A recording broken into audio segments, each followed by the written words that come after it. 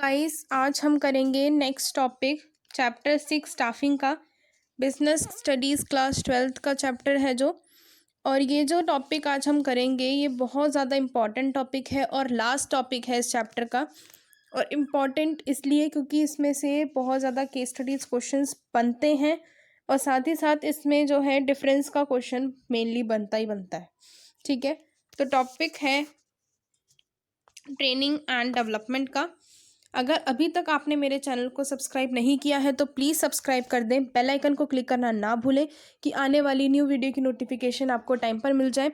अगर आपको मेरी वीडियो से थोड़ी सी भी हेल्प मिलती है, आपको समझ आता है, तो प्लीज़ मेरी वीडियो को लाइक और शेयर भी करें। चलिए आइए स्टार्ट करते हैं। ट्रेनिंग क्या है? ट्रेनिंग एक ऐसा मेथड है या हम कह सकते हैं एक ऐसा प्रोसेस है जिसकी हेल्प से एक एम्प्लॉय क्या कर सकता है, अपनी नॉलेज को इंक्रीज कर सकता है but in a specific field. ठीक है, और वो उस स्पेसिफिक फील्ड का क्या बन जाता है, स्पेशलिस्ट भी बन जाता है। ठीक है, आइए बढ़ते हैं इसकी डेफिनेशन के ऊपर। Training is any process by which the aptitudes aptitudes है ये, ना कि एटीट्यूड्स है, थोड़ा सा मिस्टेक हो गया है। aptitudes, skills and abilities of employees to perform specific jobs are increased.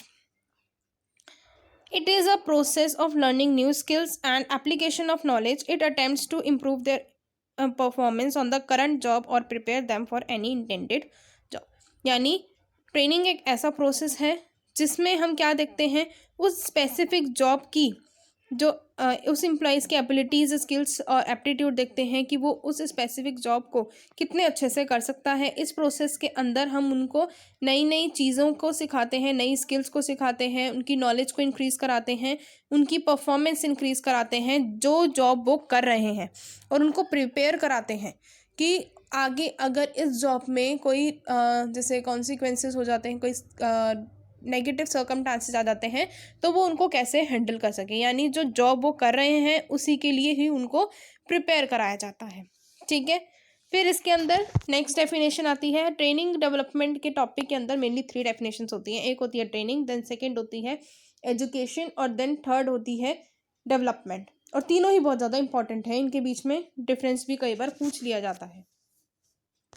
Next है एजुकेशन। एजुकेशन क्या है? Education is the process of increasing the knowledge and understanding of employees. It is the understanding and interpretation of knowledge. Education is a broader in scope than training. इसके अंदर क्या होता है, education के अंदर हमारी मेनली किसकी बात की जाती है, थ्योरेटिकल नॉलेज की। और यहाँ पर जो भी आंसर्स होते हैं वो हम ज़्यादा प्रैक्टिकल पे ध्यान नहीं दिया जाता, किस पे ध्यान दिया जाता है, उनकी थ्योरेटिकल नॉलेज के ऊपर। और एजुकेशन एक ऐसा प्रोसेस है जो इंक्रीज करता है, क्या इंक्रीज करता है, नॉलेज और अंडरस्टैंडिंग ऑफ एम्प्लॉयज़, कि उनकी नॉलेज कितनी है, वो कितना अंडरस्टैंड कर सकते हैं उस नॉलेज को। ठीक है, एजुकेशन का जो स्कोप है वो ट्रेनिंग से ज़्यादा बेटर है। क्यों? क्योंकि उसमें ये भी देखा जाता है कि एक एम्प्लॉय के अंदर क्या क्या क्वालिटीज़ हैं, उसका कैसा करेक्टर है, वो कितनी जल्दी किस चीज़ को फटाफट से कैप्चर कर पाता है, कितनी जल्दी अंडरस्टैंड कर लेता है। ठीक है, फिर नेक्स्ट आता है development. Development refers to the learning opportunities design to help employees grow. Development में मेनली क्या होता है, डेवलपमेंट एक ऐसा प्रोसेस है जो कि लर्निंग और ग्रोथ के ऊपर होता है। ये सारे का सारा ओवरऑल ग्रोथ कराता है एम्प्लॉयज़ की। यहाँ पर हम उनको जो डेवलपमेंट में क्या है कि हम उनको स्किल्स के साथ साथ उनको अदर नॉलेज भी दी जाती हैं। ठीक है, it covers not only those activities, ये डोज नहीं है, डैट इज दोज।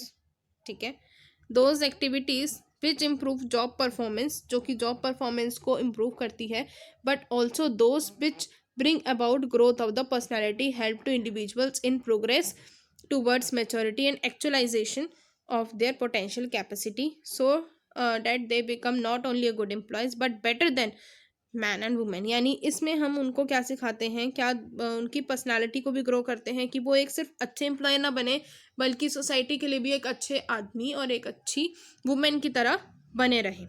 ठीक है, इससे उनकी ओवरऑल ग्रोथ होती है, उनसे उनका स्टेटस भी बढ़ता है, उनकी परफॉर्मेंस तो बढ़ती ही बढ़ती है, और वो नई चीज़ों को भी सीखना स्टार्ट कर देते हैं, और इससे उनकी ओवरऑल डेवलपमेंट की हेल्प से क्या हो जाता है, उनकी जो मार्केट वैल्यू है वो भी इंक्रीज होने लग जाती है। ठीक है, अब इसमें क्या आता है, नेक्स्ट आता है हमारे पास ट्रेनिंग मेथड्स। बट उससे पहले हम करेंगे बेनिफिट्स। अगर हम जो ट्रेनिंग और डेवलपमेंट का प्रोसेस यूज़ करते हैं तो वो उसके क्या बेनिफिट्स हैं ऑर्गेनाइजेशंस के लिए, तो वो हम पढ़ते हैं। The benefits of training and development to an organisation क्या है। पहला आता है कि ट्रेनिंग की हेल्प से हम क्या करते हैं, सिस्टमैटिक लर्निंग करते हैं, जिसकी हेल्प से हम क्या कर सकते हैं, न्यू मेथड को अडॉप्ट कर सकते हैं। मान लीजिए कि पहले मैनुअल वे में सारा काम हुआ करता था। ठीक है, जो एम्प्लॉयज़ हैं वही करा करते थे, लेकिन अब जो कंप्यूटर्स वगैरह की जो हमारी फैसिलिटीज़ हैं वो आई हैं, उसकी हेल्प से हम क्या कर सकते हैं, बहुत आसानी से उन काम को कर सकते हैं। हमारे एफर्ट्स भी कम लगते हैं और मनी भी कम लगती है। अब जो हैंडमेड प्रोडक्ट्स होते हैं उनके आपने प्राइसेस देखे होंगे, बहुत हाई होते हैं, लेकिन जो मशीनरी प्रोडक्ट्स हैं उनके प्राइसेस लो होते हैं और वेस्टेज भी कम होती है। ठीक है, तो हमारे जो एफर्ट्स और मनी की जो वेस्टेज होती है वो भी क्या होने लग जाती है, कम होने लग जाती है। हम हिट एंड ट्रायल मेथड को यूज़ करते हैं, यानी नए मेथड को यूज़ करने के लिए प्रेरित होते हैं, किससे, ट्रेनिंग से। ठीक है, फिर है कि ये जो है ट्रेनिंग है, नेक्स्ट पॉइंट है कि वो हमारी जो प्रोडक्टिविटी है, एम्प्लॉयज़ की प्रोडक्टिविटी को क्या कर देता है, इन्हेंस कर देता है, जिसकी वजह से सीधी सी बात है, और अगर जो एम्प्लॉयज़ की प्रोडक्टिविटी है वो बढ़ गई तो वो अच्छे टर्म्स, अच्छी क्वांटिटी में गुड्स को प्रोड्यूस करेंगे, अच्छी क्वालिटी का बनाएंगे।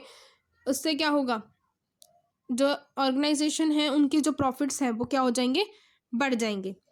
फिर नेक्स्ट आता है कि ट्रेनिंग जो है एम्प्लॉयज़ का मोराल इंक्रीज़ करती है, उनका वो मोराल इंक्रीज़ करती हैं, तो क्या हो जाता है कि अब उनको पता है, उनको सारी चीज़ की नॉलेज है, तो वो मोटिवेट हो जाते हैं और उनको पता है कि आगे हम लोग एक वैल्यूएबल एसेट बन जाएंगे। वैल्यूएबल एसेट का मतलब है कि उनके पास हर वो क्वालिटीज़ आ जाती हैं, वो स्पेशलिस्ट हो जाते हैं। अगर उनको कहीं आगे भी जॉब मिलती है तो वो क्या हो जाती है, उनकी मार्केट वैल्यू भी इंक्रीज़ हो जाती है। तो उस वजह से उनका क्या होता है, जो मोराल है वो इंक्रीज़ हो जाता है। अगर उनको अच्छे से काम पता है तो उससे क्या होगा, वो एब्सेंट भी कम होंगे और एम्प्लॉय का टर्नओवर रेशियो भी सही रहेगा।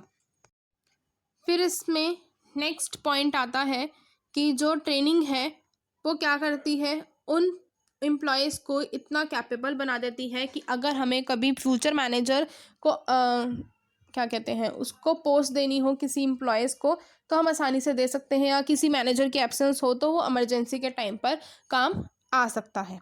फिर इसके अंदर नेक्स्ट पॉइंट आता है कि ये हमें हेल्प करती है, एक जो ट्रेनिंग है इफ़ेक्टिव रिस्पॉन्स देती है।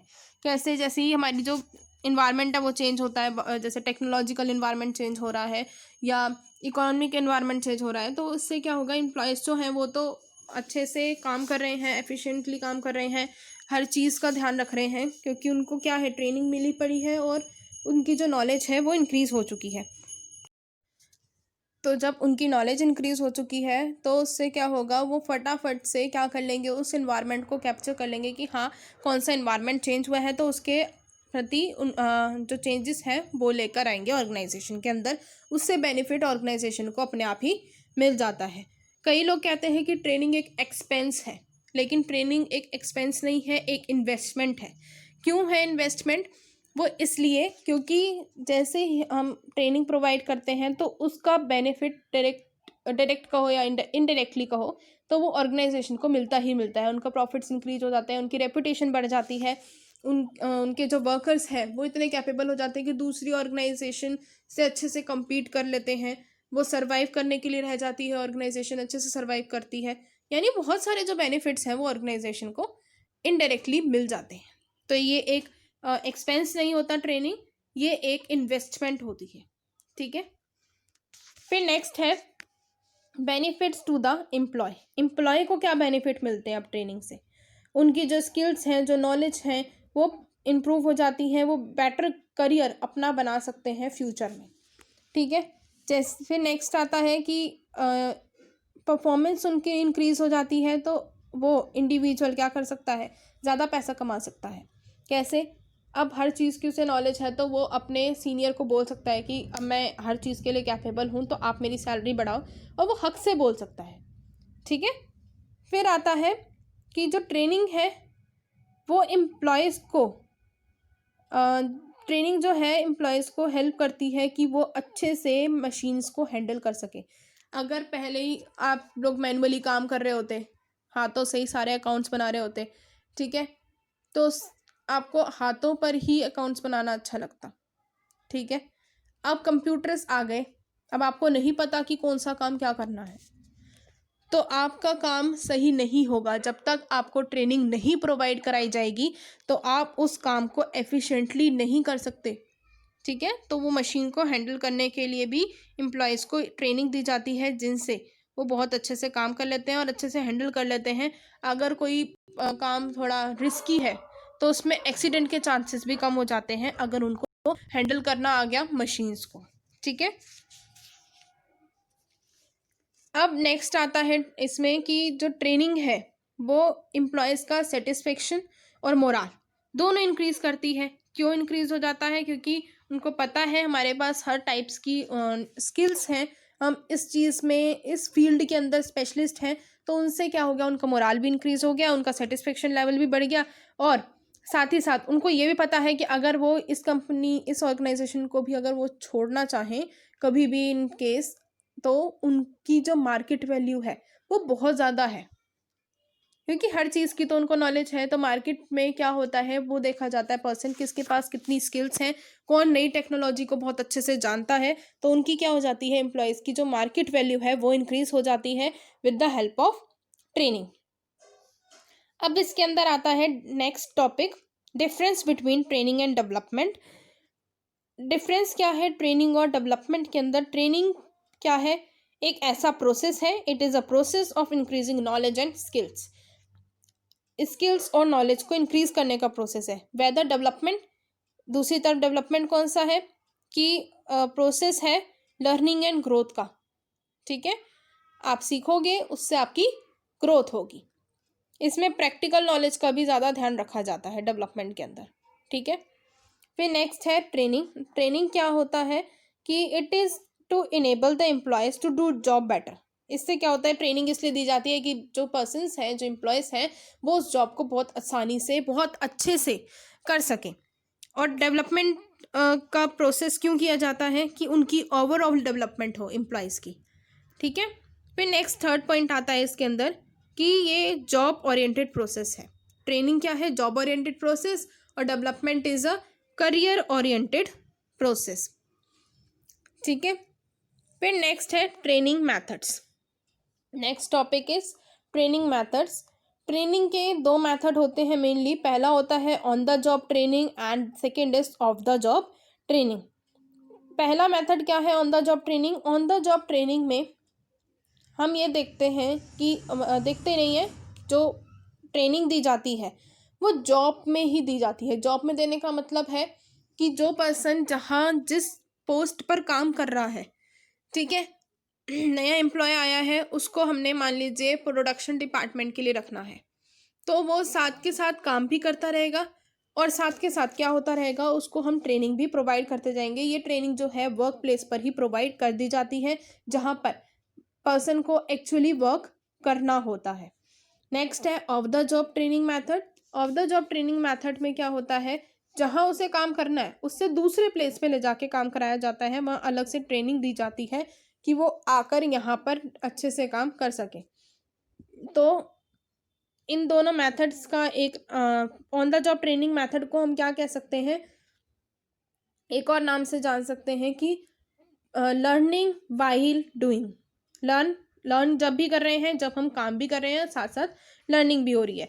Of the job training method को हम दूसरे नाम से भी जानते हैं, जो फॉर्मल मीन्स क्या है कि लर्निंग बिफोर डूइंग। करने से पहले ही हम उस चीज़ को सीख रहे हैं। अब इसके अंदर on the job training methods के अंदर बहुत सारे मेथड्स दे रखे हैं एनसीईआरटी की बुक में, लेकिन इसमें सिर्फ हमें 2 ही करने हैं, जो आपके सिलेबस में सिर्फ 2 मेथड है। वो है अप्रेंटिसशिप प्रोग्राम्स और दूसरा है इंटर्नशिप ट्रेनिंग। अप्रेंटिसशिप प्रोग्राम में क्या होता है कि जो ट्रेनी है उसको एक मास्टर वर्कर के गाइडेंस में रखा जाता है, यानी एक सीनियर के गाइडेंस में रखा जाता है, जिसको हम कह सकते हैं एक सुपरवाइज़र, अच्छा सुपरवाइज़र जो है उसकी गाइडेंस में रखा जाता है। और ऐसा इन्वायरमेंट होता है कि उनको क्या दी जाती है, एक ट्रेनिंग मेथड ये वाला जो होता है वो बहुत लॉन्ग ड्यूरेशन के लिए होता है, और जो लर्नर है यानी जो ट्रेनी है वो देखता रहता है कि वो जो सुपरवाइज़र है वो कैसे काम कर रहा है, और उसको जो सुपरवाइज़र है वो उस ट्रेनी को क्या करता है, गाइड करता है कि कैसे कैसे क्या क्या काम करना है। ठीक है, और ये एक जो मेथड होता है, ये मेथड लॉन्ग ड्यूरेशन के साथ साथ इसमें जो ड्यूरेशन होती है वो यूनिफॉर्म होती है कि एक पीरियड के लिए कराया जाता है। ठीक है, फिर नेक्स्ट आता है इंटर्नशिप ट्रेनिंग। इंटर्नशिप ट्रेनिंग में क्या होता है कि ये एक ऐसा जॉइंट प्रोग्राम है, हम कह सकते हैं जो ट्रेनर है जो उसको हम क्या जो ट्रेनी है उसको हम क्या दे देते हैं, प्रैक्टिकल नॉलेज भी देते हैं। यहाँ पर जो है हम क्या करते हैं, एक ऐसा जॉइंट प्रोग्राम होता है ये ट्रेनिंग का। मान लीजिए कि एक एजुकेशन इंस्टीट्यूट और बिजनेस फर्म के अंदर एक कॉन्ट्रैक्ट वगैरह किया जाता है। एक बिजनेस फर्म को पता है कि उस एम्प्लॉय को कुछ कैंडिडेट्स जो हैं उसको किस चीज़ की नॉलेज है, तो वो उनको रेगुलर स्टडीज़ के लिए भेज देते हैं। उनको साथ ही साथ काम तो करते ही हैं, लेकिन प्रैक्टिकल नॉलेज तो देखिए, जो प्रैक्टिकल नॉलेज है वो उनको यहाँ से काम कर करके मिल रही है जो वो इंडस्ट्री के अंदर कर रहे हैं। लेकिन कई बार ऐसा होता है किसी चीज़ के लिए थ्योरेटिकल नॉलेज देनी ज़रूरी भी होती है, तो उस नॉलेज के लिए, उन स्किल्स के लिए जो बिजनेस फर्म्स होती हैं वो एजुकेशनल इंस्टीट्यूट्स में अपने जो एम्प्लॉयज़ होते हैं उनको वहाँ पर भेज देती हैं। ठीक है, तो ये होता है इंटर्नशिप ट्रेनिंग। फिर नेक्स्ट है of the job training method के अंदर वेस्टिब्यूल ट्रेनिंग। वेस्टिब्यूल ट्रेनिंग के अंदर क्या होता है कि जो अब ऑर्गेनाइजेशन जो है वो एक अलग सेटअप करती है, कहीं दूर प्लेस पर, वर्क प्लेस से बहुत दूर जाकर कहीं सेटअप किया जाता है, और वो सेटअप एक वैसा सेटअप होता है जैसे ऑर्गेनाइजेशन का सेटअप है, यानी उस तरह की मशीन्स होती हैं, उसी तरह का, मतलब डमी मॉडल्स कह सकते हो, उन्हीं चीज़ की डमी मॉडल्स लगाई जाती हैं। उन डमी मॉडल्स के ऊपर एम्प्लॉयज़ वर्क करते हैं, ट्रेनिंग लेते हैं, और ये जो मॉडल्स लगाई जाती हैं यानी जो मशीनरी वगैरह जो हैं लगाई जाती हैं वो होती हैं, पुरानी होती हैं उनकी। ठीक है, ओल्ड मशीन्स वगैरह लगाई जाती हैं जहाँ पर ट्रेनिंग दी जाती है।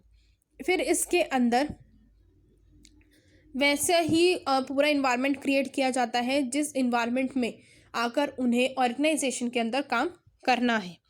अब इसका एक डिसएडवांटेज ये हो जाता है कि एम्प्लॉयज़ ना उस काम को करने के लिए जो मशीन्स लगाई गई हैं, ओल्ड मशीन्स लगाई गई हैं, तो वो उसमें ना इंटरेस्ट नहीं लेते।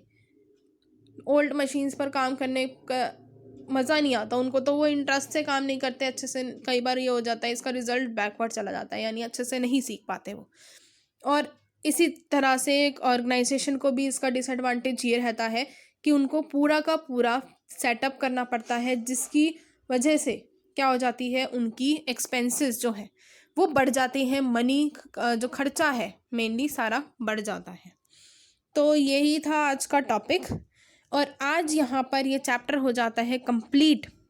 और इस चैप्टर की अगर आपकी कोई भी क्वेरीज है, किसी भी टॉपिक से रिलेटेड हो, आप मुझे कमेंट सेक्शन में बताइएगा। And bye bye.